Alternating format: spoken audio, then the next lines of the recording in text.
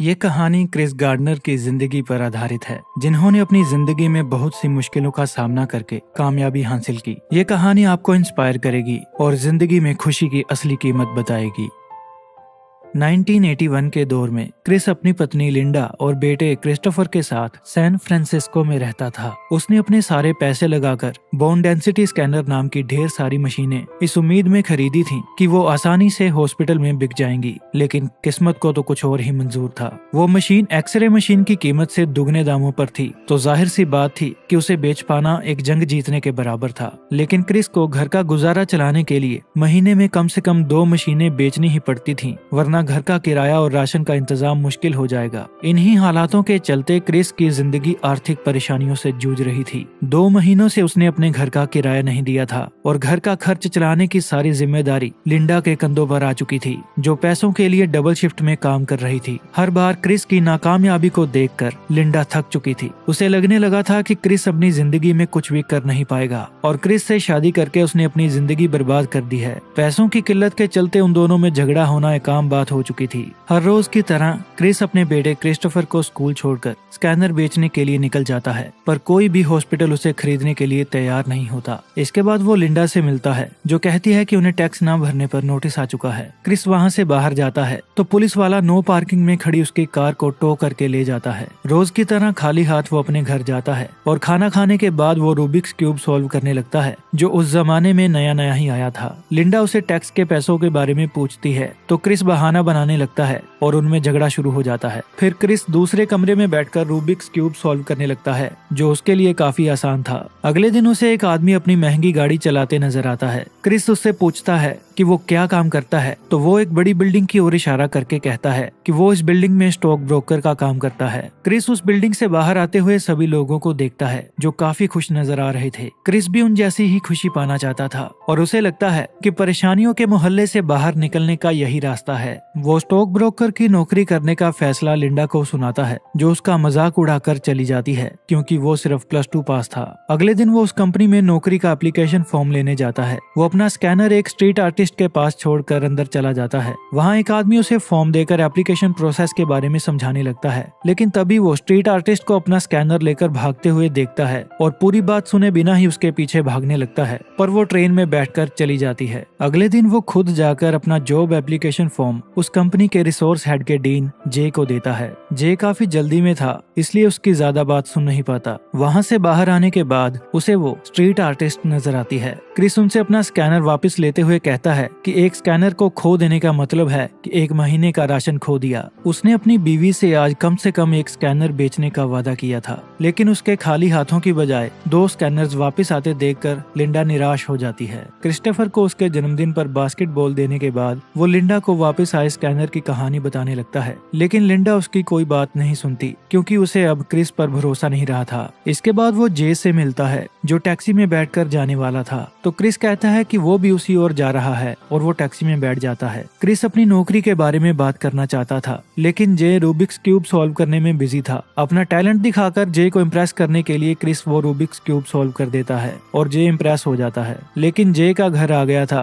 और वो टैक्सी से उतरकर अपने घर चला जाता है। इसका मतलब जे का किराया भी क्रिस को देना पड़ेगा। फिर जब टैक्सी एक चौराहे पर खड़ी होती है तो क्रिस गाड़ी से निकलकर भाग जाता है और टैक्सी ड्राइवर उसका पीछा करने लगता है। उससे बचने के लिए क्रिस एक ट्रेन में चढ़ जाता है, लेकिन उसका स्कैनर दरवाजा बंद होने की वजह से बाहर ही रह जाता है। वो फोन करके लिंडा से माफी मांगता है क्योंकि वो क्रिस्टोफर को लेने उसके स्कूल नहीं जा सका था। क्रिस्टोफर को स्कूल से लाने के लिए लिंडा को अपनी एक शिफ्ट छोड़नी पड़ी थी और वो क्रिस से कहती है कि वो घर छोड़कर जा रही है। क्रिस भागकर अपने घर की ओर आता है, लेकिन लिंडा जा चुकी थी। उसी समय उसे जे का फोन आता है, जो उससे इम्प्रेस हो गया था और अपने सेक्रेटरी का नंबर लिखने के लिए कहता है, लेकिन क्रिस के पास कोई पेन नहीं होता, तो वो नंबर याद कर लेता है और साथ वाले स्टोर में जाकर लिख लेता है। अगली सुबह वो स्कूल के बाहर लिंडा से मिलता है और कहता है कि क्रिस्टोफर मेरे साथ ही रहेगा क्योंकि वो अपने बेटे से बहुत प्यार करता है और उसके बिना रह नहीं सकता। लिंडा उससे काफी नाराज थी। वो क्रिस्टोफर को उसके पास छोड़कर चली जाती है। शाम को वो क्रिस्टोफर को स्कूल से लेकर घर चला जाता है और मकान मालिक उसे मकान खाली करने के लिए कहता है क्योंकि उसने 2 महीनों से किराया नहीं दिया था। क्रिस उससे कुछ दिनों की मोहलत मांगता है जिसके बदले में वो घर को पेंट करेगा और मकान मालिक मान जाता है। अगले दिन जब वो दीवारों को पेंट कर रहा था तब दरवाजे पर पुलिस उसे गिरफ्तार करने के लिए आ जाती है क्योंकि उसने नो पार्किंग का चालान नहीं भरा था। वो पुलिस स्टेशन जाकर चालान भरता है लेकिन पुलिस वाला कहता है कि चालान सुबह 9:30 बजे वेरीफाई होगा और तब तक तुम्हें यहीं पर रहना पड़ेगा। क्रिस कहता है कि सुबह 10:15 बजे उसका इंटरव्यू है लेकिन पुलिस वाला उसकी कोई बात नहीं सुनता। वो लिंडा को फोन करके उसे क्रिस्टोफर का ध्यान रखने के लिए कहता है। अगली सुबह वो अपने इंटरव्यू के लिए भागता है। उसके पास इतना वक्त भी नहीं था कि वो ढंग के कपड़े पहन पाता। क्रिस उनसे कहता है कि वो बाहर बैठकर कोई कहानी बनाने की कोशिश कर रहा था कि वो इन कपड़ों में क्यों आया है, लेकिन वो कोई भी कहानी बना नहीं पाया। फिर वो उनसे कहता है कि चालान ना भरने की वजह से पुलिस ने उसे गिरफ्तार कर लिया था। उसकी ये बात सुनकर सब हंसने लगते हैं क्योंकि चालान भरना उनके लिए बहुत छोटी बात थी। फिर क्रिस उन्हें अपनी पढ़ाई के बारे में बताता है। वो कहता है कि वो अपनी क्लास में फर्स्ट आया था पर उसकी क्लास में सिर्फ 12 बच्चे ही थे क्योंकि वो छोटे शहर का स्कूल था और 12 बच्चों में फर्स्ट आना कोई बड़ी बात नहीं थी। तो कंपनी के हेड मिस्टर मार्टिन उससे ज्यादा इम्प्रेस नहीं होते। क्रिस उनसे कहता है कि मैं एक ऐसा आदमी हूँ, अगर मुझे जवाब नहीं पता तो मैं ये साफ कह दूंगा कि मुझे जवाब नहीं पता है, लेकिन किसी भी चीज का जवाब कैसे पता करना है वो मैं बड़ी अच्छी तरह से जानता हूँ। मिस्टर मार्टिन कहते हैं कि अगर एक आदमी बिना कमीज पहने तुम्हारी कंपनी में इंटरव्यू देने के लिए आएगा तो तुम उसे नौकरी पर क्यों रखोगे। जवाब में क्रिस उनसे कहता है कि शायद उसने एक अच्छी पैंट पहनी हो इसलिए। यह जवाब सबको अच्छा लगता है और वो क्रिस को सेलेक्ट कर लेते हैं। ऑफिस के बाहर वो जे से कहता है कि मैं नौकरी के बारे में सोचकर बताऊंगा क्योंकि नौकरी लगने से पहले उसे 6 महीनों के लिए ट्रेनिंग करनी पड़ेगी जिसके बदले में उसे कोई भी पैसा नहीं मिलेगा। क्योंकि जब वो एप्लीकेशन फॉर्म लेने गया था तब उस स्ट्रीट आर्टिस्ट की वजह से क्रिस सारी शर्तें ध्यान से सुन नहीं पाया था। रात को लिंडा क्रिस्टोफर को लेकर वापस आती है और कहती है कि उसे न्यूयॉर्क में वेट्रेस की जॉब मिल गई है, लेकिन क्रिस कहता है कि वो क्रिस्टोफर को अपने साथ ही रखेगा। क्रिस पता नहीं क्रिस्टोफर को कैसे पालेगा ये सोचकर लिंडा रोती हुई वहाँ से चली जाती है। फिर क्रिस जे को फोन करके कंपनी ज्वाइन करने के लिए कहता है। वो अपना सामान लेकर एक सस्ते मोटल में रहने के लिए चला जाता है। फिर क्रिस्टोफर एक बास्केटबॉल प्लेयर बनने की बात कहता है पर क्रिस कहता है कि वो एक बड़ा प्लेयर नहीं बन पाएगा, जिससे क्रिस्टोफर का कॉन्फिडेंस गिर जाता है। उसका उदास चेहरा देखकर क्रिस उससे कहता है कि किसी से भी ये बात मत सुनो कि हम अपने सपने पूरे नहीं कर सकते, चाहे वो तुम्हारा बाप क्यों ना हो। अगर हम ठान ले तो हम कुछ भी कर सकते हैं। एक स्कैनर बेचकर उसके पास कुछ पैसे आ जाते हैं जो गुजारा करने के लिए काम आएंगे। फिर क्रिस अपनी ट्रेनिंग पर चला जाता है। सभी कैंडिडेट्स में से सिर्फ एक कैंडिडेट की ही सिलेक्शन होगी। क्रिस के लिए वहाँ टिकना आसान नहीं होगा क्योंकि ना तो वो अच्छे स्कूल कॉलेज में पढ़ा था और ना ही उसे स्टॉक मार्केट की कोई जानकारी थी। ट्रेनिंग इंचार्ज बताता है कि पिछले साल एग्जाम में एक कैंडिडेट के 96% मार्क्स आने के बावजूद भी कंपनी हेड ने उसे सिलेक्ट नहीं किया था क्योंकि एग्जाम के अलावा और भी बहुत सारी चीजें देखी जाती हैं और वो सबको मेहनत करके 100% मार्क्स लाने के लिए कहता है। बाहर आकर उसे मिस्टर मार्टिन मिलते हैं लेकिन वो उनसे लंबी बातचीत नहीं कर पाता क्योंकि एक भिखारी उसका स्कैनर लेकर जा रहा था जो स्टेशन पर छूट गया था। क्रिस उसके पीछे भागता है पर उसकी कार के साथ टक्कर हो जाती है और उसका एक जूता भी खो जाता है। उसे जूते के बगैर ही ऑफिस जाना पड़ता है। क्रिस पर पहले ही बहुत प्रेशर था और उसका ट्रेनिंग इंचार्ज अपने पर्सनल कामों के लिए हमेशा क्रिस को इधर उधर भगाता रहता था, जिसकी वजह से उसके काफी जरूरी काम छूट जाते थे। उसे अपने सारे काम खत्म करने के बाद क्रिस्टोफर को स्कूल से लेकर काफी लंबा सफर करके घर जाना पड़ता था, इसलिए वो अपने फोन का रिसीवर नीचे नहीं रखता था और लगातार फोन करके वो अपने 8 मिनट बचा लेता था। वो पानी भी नहीं पीता था ताकि उसे वॉशरूम न जाना पड़े। जो काम उसके साथी 9 घंटों में पूरा करते थे उसे वो 6 घंटों में पूरा करना पड़ता था। ऐसे ही चलते हुए 2 महीने बीत चुके थे पर क्रिस के हाथ कोई भी बड़ी सफलता नहीं लगी थी। तो वो अपने सबसे बड़े क्लाइंट को फोन करता है जो क्रिस को 20 मिनट में अपने ऑफिस पहुंचने के लिए कहता है। क्रिस फौरन ही वहां से निकल जाता है लेकिन ट्रेनिंग इंचार्ज उसे अपनी गाड़ी पार्क करने के लिए कहता है, जिसकी वजह से क्रिस वो मौका भी खो देता है क्योंकि उसने 2 महीनों से किराया नहीं दिया था तो मोटल वाला भी उससे किराया मांगने लगा था। उसका सबसे बड़ा क्लाइंट फुटबॉल मैच देखने जाने वाला था और इस बात का फायदा उठाकर क्रिस अपने बेटे को साथ लेकर उससे मिलने चला जाता है। वो उस दिन वक्त पर ना पहुंचने के लिए माफी मांगता है और उसे मौका देने के लिए शुक्रिया कहता है। फिर वो आदमी उन्हें अपने साथ फुटबॉल मैच देखने के लिए बुला लेता है। मैच मैच के दौरान वो क्रिस से कहता है कि मैं तुमसे इम्प्रेस हूँ, लेकिन इसका मतलब ये नहीं कि मैं तुम्हारी कंपनी में पैसे लगाऊंगा। क्रिस की वहाँ बात नहीं बनती, लेकिन क्रिस्टोफर काफी खुश था जो मैच एंजॉय कर रहा था। अगली सुबह उसे इनकम टैक्स का नोटिस मिलता है। क्योंकि उसने टैक्स नहीं भरा था तो डिपार्टमेंट ने उसके बैंक अकाउंट से टैक्स के पैसे काट लिए थे।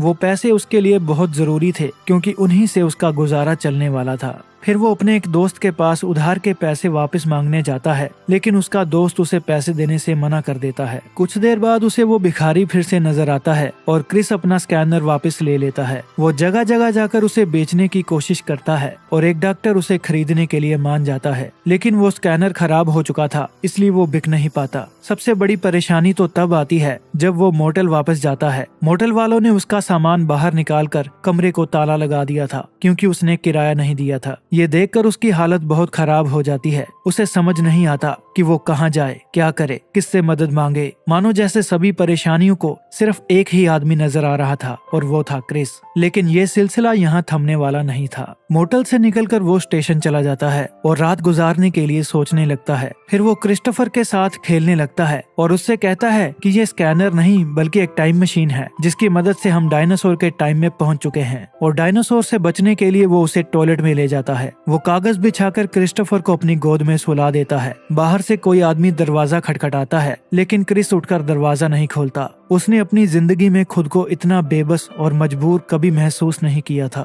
तो उसके सब्र का बांध टूट जाता है और वो रोने लगता है। अगले दिन वो रहने के लिए एक चर्च में जाता है जहाँ बहुत लंबी लंबी लाइंस होती हैं। चर्च में जगह कम थी तो जो वक्त पर आ जाता था उन्हें जगह मिल जाती थी और बाकी लोगों को वापस भेज दिया जाता था। वो स्कैनर को ठीक करने की कोशिश करता है, लेकिन उसका एक पार्ट खराब हो गया था और नया पार्ट खरीदने के लिए उसके पास पैसे नहीं थे। अब क्रिस की परेशानियां दुगनी हो चुकी थी। उसे वक्त से पहले अपना सारा काम खत्म करके अपने बेटे के साथ चर्च की लाइन में लगना पड़ता था ताकि उन्हें जगह मिल सके। ये स्ट्रगल उसकी जिंदगी का सबसे मुश्किल दौर था, जिसकी वजह से वो खाना पीना भी भूल चुका था। उस चर्च में क्रिस की तरह सैकड़ों लोग थे जो अपनी जिंदगी की परेशानियों से जूझ रहे थे। अगले दिन वो अपनी इंटर्नशिप का फाइनल एग्जाम देता है, लेकिन उसके चेहरे पर नौकरी मिलने का कॉन्फिडेंस नहीं होता। वहाँ से बाहर आकर उसे मिस्टर मार्टिन मिलते हैं जो अपनी टैक्सी का किराया देने के लिए क्रिस से $5 उधार मांगते हैं क्योंकि वो अपना पर्स भूल आए थे। क्रिस के पास बहुत कम पैसे बचे थे पर फिर भी वो $5 दे देता है। आज रात उन्हें चर्च में जगह नहीं मिलती तो वो क्रिस्टोफर के साथ ट्रेन में ही सो जाता है। पैसे इकट्ठा करने के लिए वो अपना खून बेचता है और उन पैसों से स्कैनर का पार्ट खरीदकर उसकी रिपेयर करता है। फिर वो स्कैनर बेचकर कुछ पैसों का इंतजाम करता है ताकि आज रात वो होटल में जाकर आराम से सो सके और कुछ देर के लिए अपनी सारी परेशानियां भुला सके। अगली सुबह वो क्रिस्टोफर के साथ बीच पर जाता है और कुछ सुकून भरे पल जीता है। आज उसकी इंटर्नशिप का रिजल्ट आने वाला था और वो अपनी सिलेक्शन के बारे में ही सोच रहा था। मिस्टर मार्टिन उसकी नई कमीज की तारीफ करते हैं। क्रिस उनसे कहता है कि आज उसकी इंटर्नशिप का आखिरी दिन है, इसलिए वो आज नई कमीज पहनकर आया है।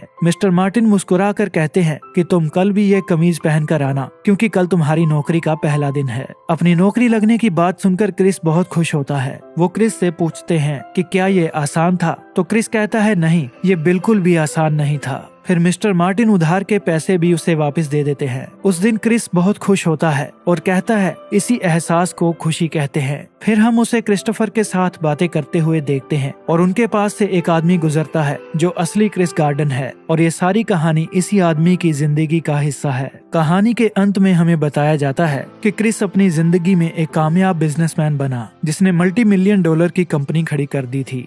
किसी शायर ने खूब लिखा है, मुश्किलों से भाग जाना आसान होता है, हर पहलू जिंदगी का इम्तिहान होता है। डरने वालों को मिलता नहीं कुछ जिंदगी में, लड़ने वालों के कदमों में जहान होता है। अगर आपको ये कहानी हेल्पफुल लगी है तो वीडियो को अपने परिवार और दोस्तों के साथ शेयर करें, वीडियो को लाइक करें, हमारे चैनल को सब्सक्राइब करें और कमेंट्स में अपने व्यूज जरूर बताएं।